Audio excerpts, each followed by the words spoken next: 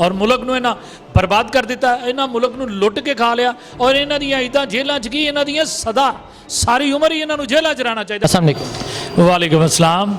अच्छा, शरीफ ख़ानदान और नून लीग रहनुमा पहली दफ़ा ईद जेल में मना रहे हैं, तो क्या कहते हैं इसके बारे में?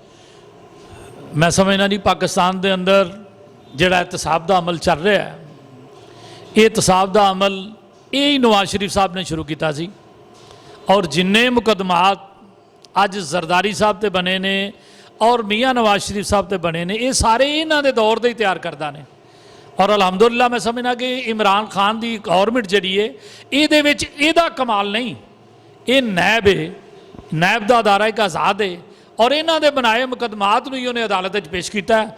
और मैं समझना पाकिस्तान की कौम की खुशकिस्मती है कि उन्होंने लीडर अज पाकिस्तान ईद मना रहे हैं और चाहे जेल च मना रहे हैं, और जेल इसलिए मना रहे हैं कि उन्हें करप्शन की है, उन्हें मुल्क को लुटिया है। जिन्हें उन्होंने मुल्क के अंदर मैगा प्रोजेक्ट शुरू किए हैं वो सारे मैगा प्रोजेक्ट इस तरह ने कि उन्होंने इनकम उन्होंने लागत तो आ गई, उन्होंने आउटपुट कोई नहीं, उन्होंने वापसी कोई नहीं। प्रोजेक्ट तो शुरू करना चाहिए कि जिदे अगर कोई 10 अरब खर्च किया है कि वो आमदन भी करोड़ों की महीने बाद आनी शुरू हो जाए। इस मुल्क के जिन्हें मैगा प्रोजेक्ट शुरू किए गए हैं वो सारे कमीशन माफिया की नज़र किए गए हैं और मुल्क नूं इन्हां बर्बाद कर दिता, इन्हां मुल्क नूं लुट के खा लिया और इन्हां दियां इदां जेलां च की इन्हां दियां सदा सारी उम्र ही इन्हां नूं जेलां च रहना चाहिए। बल्कि चाहिए नैब नूं, मैं इमरान खान नूं नहीं कहता, इमरान खान का तो कमाल ही कोई नहीं है, ये तो नैब ने इन्हां नूं गिरफ्तार किया और नैब नूं चाहिए इन्हां दे कोलों मुल्क का लुटिया पैसा वापस लवे।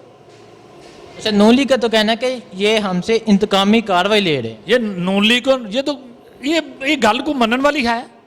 अगर तो केस सारे इमरान खान की गौरमेंट बने ने तो फिर तो नून लीग का इतराज़ मान लें। अगर ये सारे ही केस जरदारी साहब ने इन्हों के खिलाफ बनाए ने, नून लीग ने उन्होंने खिलाफ बनाए ने, तुसी पुराने क्लिप कट के देख लो, तो पता लग जाएगा जरदारी साहब की कह रहे हैं नवाज शरीफ के बारे कि तू मुल्क का गद्दार है सब तो वड्डा। और नवाज शरीफ साहब की कह रहे हैं, वो कह रहे हैं कि मैं जरदारी को घसीट के ये तौर स्विट्जरलैंड के बैंकों में पैसे लैके आवागा। अज तक उन्हें एक दूजे के खिलाफ गल की, इमरान का तो जिक्र ही कोई नहीं। यदा मतलब इन्होंने दोवां ने मुल्क को लुटिया, ये दोवें चोर ने। अच्छा, बिलावल भुट्टो मरियम नवाज की गिरफ्तारी पे जितने सीबा हुए हैं इतने अपने वालद और पुप्पी की गिरफ्तारी पर नहीं हुए, क्यों? देखो नई नई दोस्ती का जोड़ा ना को असर होंदा है, को मुहब्बतां होंदियां ने। ये बिलावल साहब की एक अपनी सोच है, बिलावल साहब ने जो किया है उन्हें अपने अंदर की तर्जमानी की है, जेडे उन्होंने जज्बात सन वो अगले जज्बात नाल मिलते जुलते सन, उन्हें इजहार कर दिता है। अच्छा, नैब ने राना सनाउल्लाह के असासे जब्त कर लिए हैं जिसकी मालियत 70 अरब है, तो क्या कहते हैं? देखो मैं हैरान इस बात से हाँ कि साडे मुल्क के MN ने 70 अरब के जोड़े मालिक ने, मुल्क अरबां का मकरूज है। मेरी तो एक तजवीज़ है इस गौरमेंट को, यह जिन्ने भी MN ने ना साडे मुल्क के अंदर MPA तो चल के सैनेटर तक 1200 तादाद है। अगर ये 1200 तादाद एक MN ने भी एक लाख रुपया भी देवे तो किन्ने पैसे बनते हैं? 12 अरब रुपया। और एक अरब एक लाख रुपया भी अगर गौरमेंट के खजाने च देन, और देखो 80 अरब के हिसासे अज हजम किए, अज जमा किए गए हैं, मैं समझना जब्त किए गए हैं। इन्हों ना हजम कहना चाहिए ना इन्हों जबरन को कहना चाहिए। वेखना पेगा कि क्या राणा सनाउल्लाह नूं अज तो 20 साल पहले राणा सनाउल्लाह के हिसासे यही सन। इन्होंने लोगों ने मुल्क को लुटिया, इन्होंने लोगों ने मुल्क को बर्बाद किया, इन्होंने कर्जे लै लैके इस मुल्क को बर्बाद कर दिता है। तुसीं देखो अयूबां के दौर में पाकिस्तान ने 12 लाख रुपया जर्मन को इमदाद दी सी और अज साडे मुल्क की हालत हो गई है। और हैरानगी की इस गल है कि असीं सारे ना एक हजूम हाँ, कौम को नहीं। मैं दुआ करना कि पाकिस्तान असीं कौम बन जाइए। असीं सारे की हाँ, असीं सारे हाँ, कोई जट हाँ, कोई चीमा वा, कोई राई हाँ, कोई बट हाँ, कोई PTI हाँ, कोई नून लीग हाँ, पीपल्स पार्टी हाँ। इस बात तो जो असीं दूर हो जावांगे ना, असीं सारे एक हजूम हाँ। असीं जो एक कौम बन जावांगे ना पाकिस्तानी, तो फिर अलहमदुलिल्लाह साडा मुल्क तरक्की की तरफ चलेगा। और मैनूं उम्मीद है कि इमरान खान की गौरमेंट जी है, ठीक है मुआशी बुरहानी है, बुरहान इस टाइम है पाकिस्तान के अंदर, महंगाई इस टाइम वाकई है, लेकिन जो मुल्क के खजाने को खोखला कर दिता गया हो। अगर कोई तुम एक घर को खाली करके जाते हो तो तुम कोई छड़ते ही कुछ नहीं, आने वाले मेहमान आते हो लै भी बह के खा पी, जो तू मिलेगा ही कुछ नहीं, उन्हें किधरों इधर गुआढ़ियां को किधर इधर गुआढ़ियां को इकट्ठा करके गुजारा करना ना। मुल्क की हालत इन्हें बना दी सी। और मैं समझना मुल्क नूं अलहमदुलिल्लाह कोई ऐसा मसला नहीं, 1 साल खंड है और ये मुल्क अच्छी सिमत वाल चल पवेगा। इमरान खान दी पॉलिसियां, उसकी टीम दी पॉलिसियां बहुत अच्छियां ने और बहुत अच्छियां ने। ये तो कहते हैं हम मुल्क बनाने वाले हैं, कौन कहता हम मुल्क बनाने वाले हैं? नून लीग।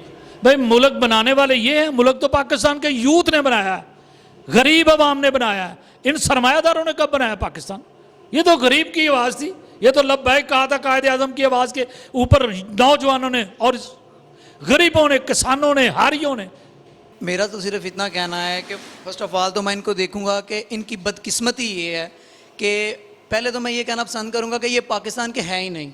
अगर ये पाकिस्तान के हैं तो ये पाकिस्तान के अंदर पहली दफ़ा ईद मना रहे हैं और वो भी जेल में। और सबसे बड़ी बदकिस्मती ये है कि इनकी औलाद ने भी इनको इस तरह से ठुकरा दिया जैसे कोई अनजान हो।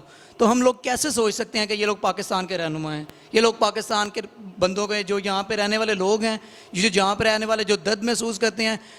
मुझे उम्मीद है कि आप लोग कश्मीर के ऊपर भी पॉइंट ज़रूर लेके आए होंगे, लेकिन मैं उसकी बात बाद में करूँगा। लेकिन मैं उसका थोड़ा सा पॉइंट आपको यहाँ पे बताना पसंद करूँगा कि कश्मीर के लोगों का दर्द तो हम महसूस कर सकते हैं, लेकिन हमारी बदकिस्मती है कि हम उनकी बहुत ज़्यादा हेल्प तो नहीं कर सकते। जितनी कर सकते हैं वो ज़रूर कर रहे हैं, लेकिन ये वो लोग हैं जो उनकी अमदाद तो कर नहीं सकते, तो पाकिस्तान की अमदाद कैसे कर सकते हैं? जो पाकिस्तान के अंदर रहने वाले लोग हैं, जो बहुत सारे मुश्किलात का शिकार हैं, जैसे कि देखा जाए कि अब ये पहली ईद मना रहे हैं और वो भी जेल के अंदर मना रहे हैं। और जो यहाँ से पहले बहुत अवाम कहती है जी नवाज शरीफ साहब जी, जरदारी साहब जी, फ़लाँ फ़लाँ। नून लीग की हुकूमत को सिर्फ मैं मद्देनज़र रखें, मैं तो सिर्फ इस बात को लेकर आगे चलूँगा कि नवाज शरीफ जब से उसने इक़्तिदार संभाला है, जब से वो इस फील्ड में आया है, उसने पाकिस्तान को सिर्फ डबोया है। वो किस तरह से उसने महसूस बिल्कुल नहीं करवाया। पाकिस्तान को कर्जा ले लेके इस तरह से चलाया है। अवाम को इस तरह से महसूस हो रहा है कि उनको बहुत सी फैसिलिटीज़ दी जा रही हैं, लेकिन ऐसा बिल्कुल नहीं है। ऐसा है कि अवाम को बता दिया जाता है ये चीज़ बहुत सस्ती है, वो चीज़ बहुत सस्ती है, लेकिन उनको ये नहीं पता कि ये उनका फ्यूचर तबाह कर रहा है नवाज शरीफ। वो कर्जा ले लेके पाकिस्तान को चलाना बड़ी बात नहीं है, पाकिस्तान को उसके पाँव के ऊपर खड़ा करना बड़ी बुनियाद है। वो तो कहते हैं हम पाकिस्तान बनाने वाले हैं। पाकिस्तान बनाने वाले अगर होते तो पहली चीज़ तो ये थी कि वो कर्जा ना लेते, पाकिस्तान को उसके पाँव पर खड़े होने के देते। पाकिस्तान के अंदर जो टैक्स आ रहे हैं, बहुत सारे मामला, अगर हम नैब को लेकर देखते हैं, पाकिस्तान के अंदर बहुत सारे इतना पैसा आया। आप देखें कि अभी भी 70 अरब रुपए उनसे बरामद हुए हैं। अभी पाकिस्तान जितने भी पैसों का मकरूज़ है, अगर उसी पॉइंट को देखा जाए, हम देखते हैं कि पाकिस्तान इतना मकरूज़ कैसे हो गया। अगर हमारे MPs, MNA, ये सब लोगों को देखा जाए, इनके जितने जितने बैंक अकाउंट हैं, अभी तो मैं सल्यूट पेश करता हूँ इस बात पे इमरान खान को, जिसने 1 लाख रुपए के ऊपर भी यहाँ पे टैक्स रख दिया, या यहाँ पे उसने बता दिया कि एक्सप्लेन करें ये लाख रुपया किधर से आया।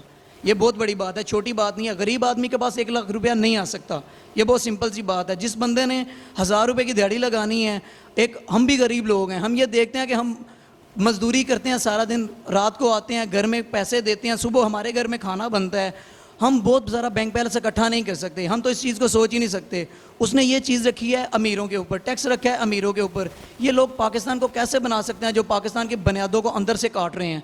पाकिस्तान को कर्जा ले लेके पाकिस्तान को ऊपर करना बड़ी बात नहीं है, पाकिस्तान को पाकिस्तान के पाँव पर खड़े करना बड़ी बात है, जैसे कि इमरान साहब अब कर रहे हैं।